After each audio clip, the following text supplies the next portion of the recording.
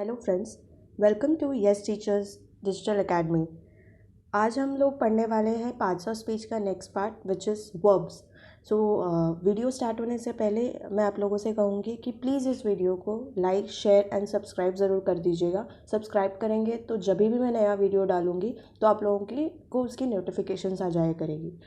तो हम लोग स्टार्ट करते हैं इंग्लिश ग्रामर का parts of speech part 4 verb. Verb क्या होता है? वर्ब बेसिकली ऐसे वर्ड्स होते हैं जो एक्शंस शो करते हैं, जो हम कर रहे हैं, जो फिज़िकल एक्शन वो शो करते हैं। जैसे कि जंपिंग गर्ल, कोई भी नाउन है उसको जब हम विथ एक्शंस एक्सप्रेस करते हैं उसे बोलते हैं हम वर्ब। तो jumping girl, the baby स्लीप्स, a man Yeats a burger. तो इसमें जंपिंग, स्लीप्स एंड ईट्स जो है वो हमारे वर्ब एक्शंस, हमारे एक्शंस हैं जो हम कर रहे हैं। फिर 3 टाइप्स के, जो स्टार्टिंग जब हम वर्ब्स पढ़ते हैं तो हमारे पास 3 टाइप्स के वर्ब्स होते हैं, physical, mental and state of being verbs. तो फिजिकल वर्ब्स क्या होते हैं? फिजिकल वर्ब्स उसके वर्ड से ही हमें पता चलता है। फिजिकल वर्ब्स ऐसे वर्ब्स होते हैं जो हमें स्पेसिफिकली कोई फिजिकल एक्शन एक्सप्लेन करते हैं।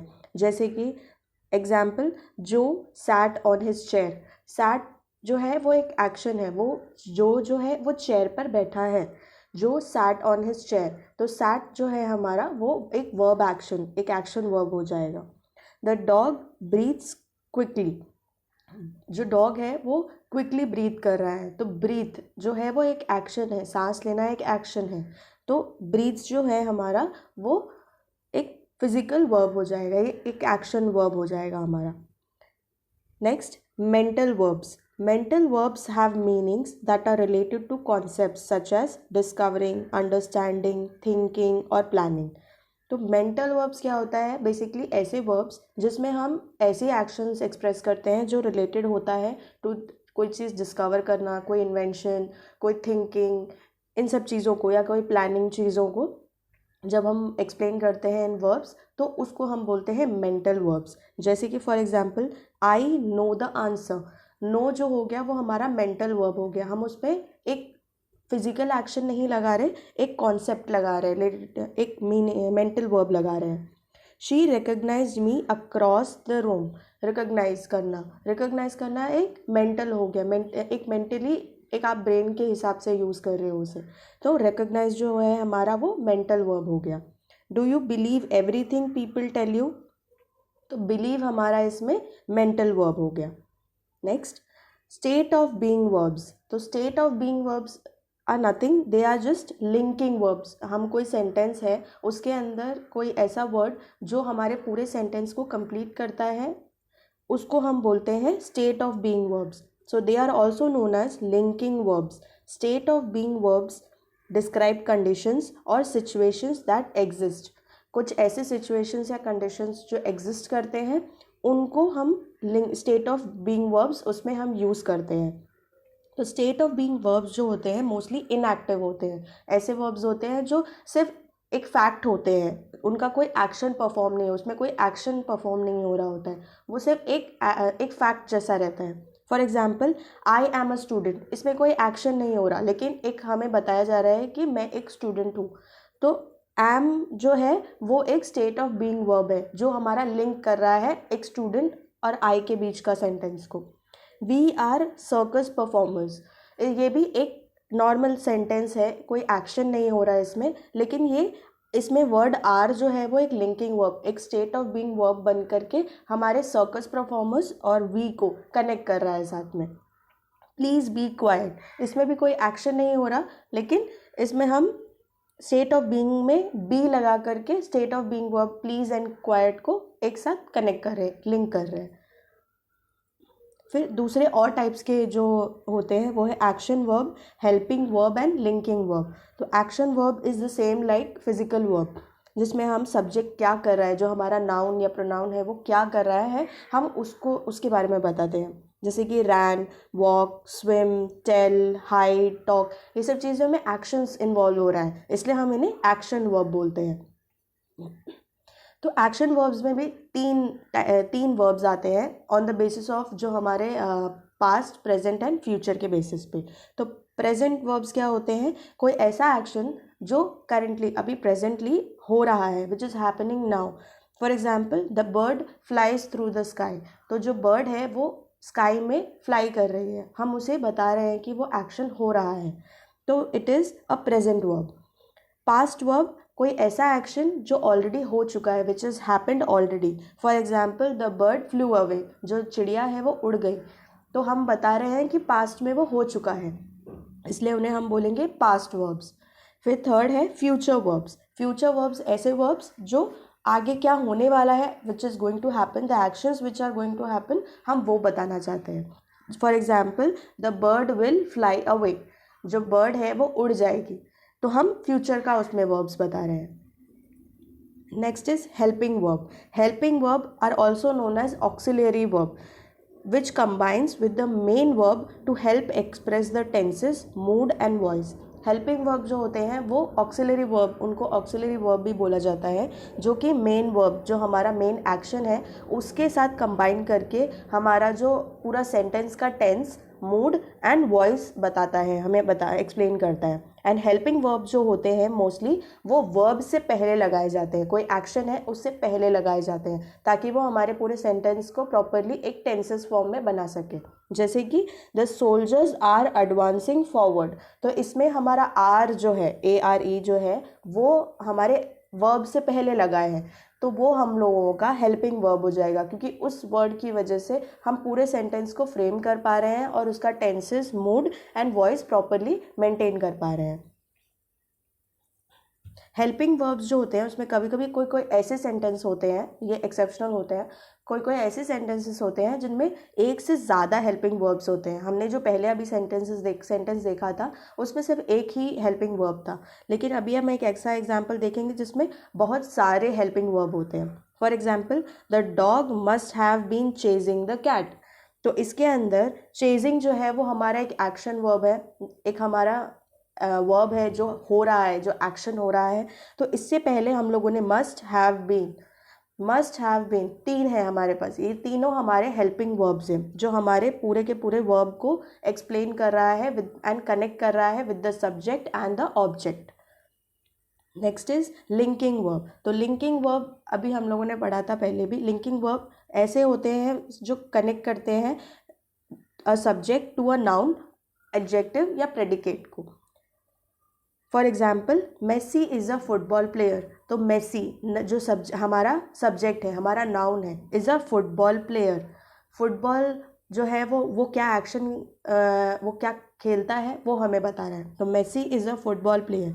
Verbs like smell, look, taste, feel, remain, turn, appear, become, sound, seem, grow, stay can also be used as linking verbs.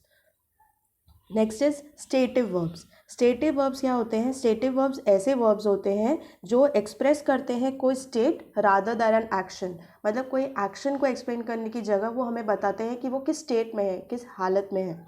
They typically relate to thoughts, emotions, relationships, senses, states of being and measurements. ये सब, इन सब चीज़ों में कहीं action नहीं लग रहा हम लोग का, हमें सिर्फ स्टेट बताया जा रहा है। हम थिंक कर रहे हैं तो हम किसी स्टेट में हैं।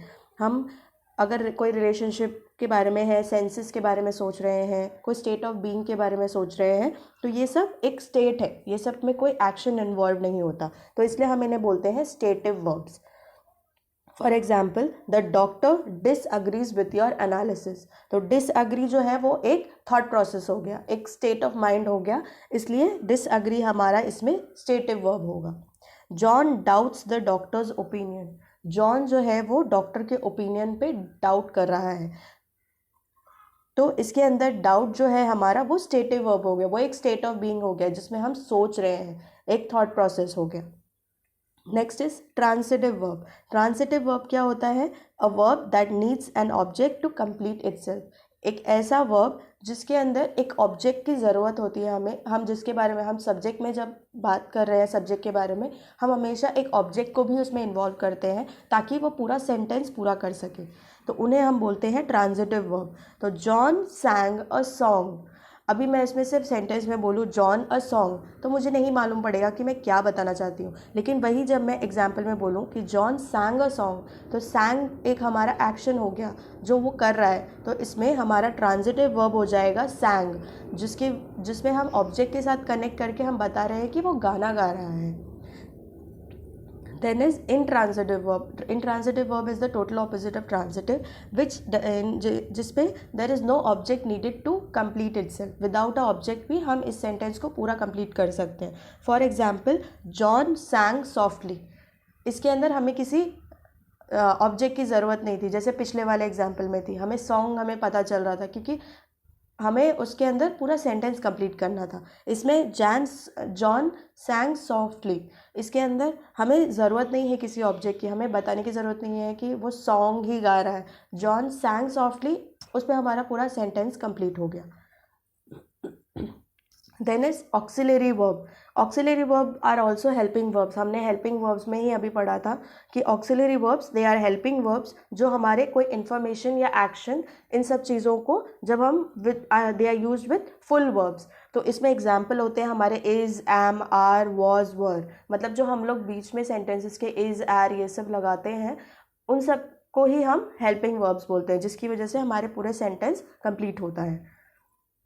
Then is modal verbs. Modal verb is a type of auxiliary helping verb that is used to express the ability, possibility, permission और obligation. जब modal verbs ऐसे टाइप के auxiliary या helping verbs होते हैं जो हमारी ability, कोई permission मांग रहे हैं हम, या किसी चीज़ के लिए obligation, किसी चीज़ के लिए ना बोल रहे हैं, तो उस चीज़ों में हम ऐसे verbs लगाते हैं। modal verb के examples क्या क्या होते हैं?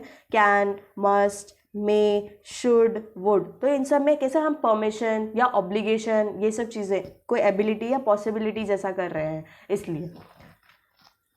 फिर next is phrasal verbs. Phrasal verbs are in single words. Phrasal verbs जो होते हैं वो सिंगल वर्ड्स नहीं होते, इनको दो वर्ड्स को कनेक्ट करके जब हम बनाते हैं to form a different meaning to that original verb. जो ओरिजिनल वर्ब है उसको थोड़ा ट्विस्ट, उसको थोड़ा एक डिफरेंट मीनिंग देने के लिए जब हम वर्ड्स बनाते हैं दो वर्ड्स को कनेक्ट करके, उनको हम बोलते हैं phrasal verbs. For example, run out, go all out, make out, hand out, bring out, ये सब जब हम दो वर्ड्स को मिला के कर रहे हैं तो फ्रेजल वर्ब्स बोला जाता है इन्हें. Then is all other kinds. कुछ और टाइप के वर्ब्स जो हम पढ़ेंगे आगे वो है regular verb, irregular verb, finite, infinite, infinitive, participle and gerunds. First is regular verb. Regular verb क्या होता है? A verb that is past second form and second participle third form is made by adding D और ED.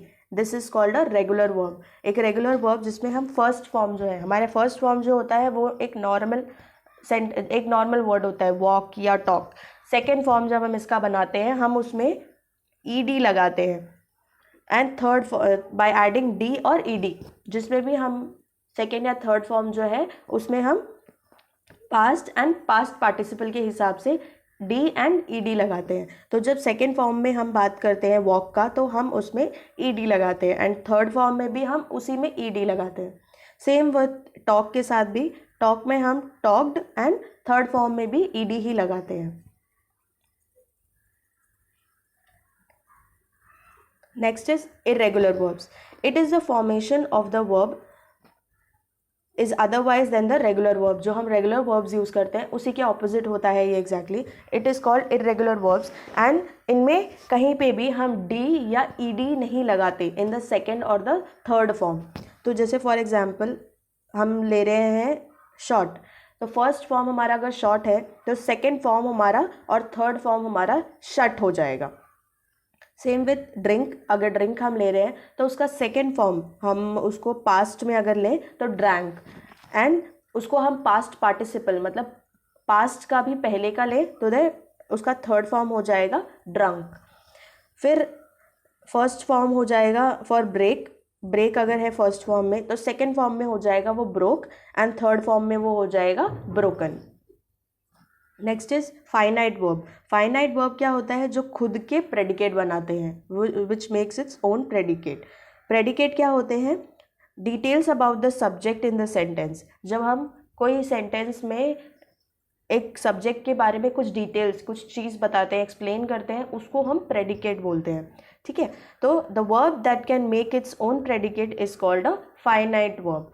कोई ऐसा verb जो खुद के details बता सकता है, एक्सप्लेन कर सकता है, प्रेडिकेट कर सकता है, उसको हम फाइनाइट वर्ब बोलते हैं। दे open the door, here open the door has a very clear meaning without the subject, hence verb open is a finite verb. तो ओपन द डोर जो है, दे ओपन द डोर, इसमें हमें किसी subject चीज़ की ज़रूरत नहीं है, हमें बताने की ज़रूरत नहीं है कि किसने ओपन किया डोर, ऐसा कुछ, इसमें वो खुद ही को एक्सप्लेन कर रहा है, दे ओपन द डोर। तो ओपन जो है वो हमारा फाइनाइट वर्ब हो जाएगा। Next is infinite verb, such verbs that can make its predicate itself called as infinite verb. तो कुछ ऐसे वर्ब्स जो खुद का प्रेडिकेट नहीं बना सकते, खुद के बारे में एक्सप्लेन नहीं कर सकते in without having an object और समथिंग, उसको हम बोलते हैं infinite verb. He has done the duty, here has done the duty has no clear meaning, so done is an infinite verb. So इसमें हमें पता नहीं चल रहा, he has done the duty जो है उसमें हमें पता नहीं चल रहा कि हम क्या चीज़, क्या ड्यूटी एक्सप्लेन करना चाहते हैं, क्या एग्जैक्ट रिस्पॉन्सिबिलिटी एक्सप्लेन करना चाहते हैं, इसलिए डन जो है वो हमारा इनफाइनाइट वर्ब हो जाएगा। फिर नेक्स्ट है इन्फिनेटिव। इन्फिनेटिव क्या होता है? It is a verb that usually begins with to, it is used as a noun, an adjective और एन एडवर्ब। तो इन्फिनेटिव ऐसे वर्ब्स होते हैं जिनके आगे हम टू लगाते हैं, जैसे कि to err is human, this year India is the team to beat. To, हम हर वर्ड के आगे, किसी वर्ड के आगे अगर हम टू लगा देते हैं तो वो हमारा इन्फिनेटिव वर्ब हो जाता है। Next is participles. Participle is a verb that is used as an adjective. When weather forecasts talk about tides or howling winds, they are using participles. जब participles क्या होते हैं? ऐसे verb जो कि यूज़ होते हैं एज एन एडजेक्टिव। एडजेक्टिव में जब हम यूज़ करते हैं तो उसको हम बोलते हैं अ पार्टिसिपल। तो for example, the blazing sun melted the frozen pond. Blazing sun, हम एक्सप्लेन कर रहे हैं कि जो सन है वो ब्लेजिंग में है, and the sun melted the frozen pond, जो पॉन्ड है उसे, एक फ्रोजन पॉन्ड को उसने मेल्ट कर दिया। तो उसके अंदर हम एज एन एडजेक्टिव यूज़ कर रहे हैं। जो हमारा ब्लेजिंग है और जो हमारा फ्रोजन है वो दोनों हमारे एडजेक्टिव्स हो गए, तो उनको ही हम पार्टिसिपल फॉर्म में यूज़ कर रहे हैं। Next is gerunds. Gerund is a verb form that is used as a noun and ends with ing। तो कोई भी ऐसा वर्ब जिसमें हम noun are used as nouns, उनको हम नाउन्स के हिसाब से यूज़ करते हैं, आगे जो वर्ड है उसके आगे हम ing लगा देते हैं, तो उसको हम बोलते हैं gerunds. For example, talking is not allowed in the study hall. Talking जो है हम उसे एज ए नाउन यूज़ करते हैं, so the subject of the sentence. तो टॉकिंग जो है ing वो हमारा जेरंड्स हो जाएगा। थैंक यू वेरी मच ये वीडियो देखने के लिए। जाने से पहले मैं एक और बार कहूँगी कि प्लीज़ आप लोग ये वीडियो को लाइक, शेयर एंड सब्सक्राइब ज़रूर करिएगा। मैं और भी वीडियोज़ डालूँगी इस टॉपिक से रिलेटेड, पार्ट्स ऑफ स्पीच के, तो आप लोग अपनी तरफ से इसे सब्सक्राइब कर लीजिएगा। Thank you very much.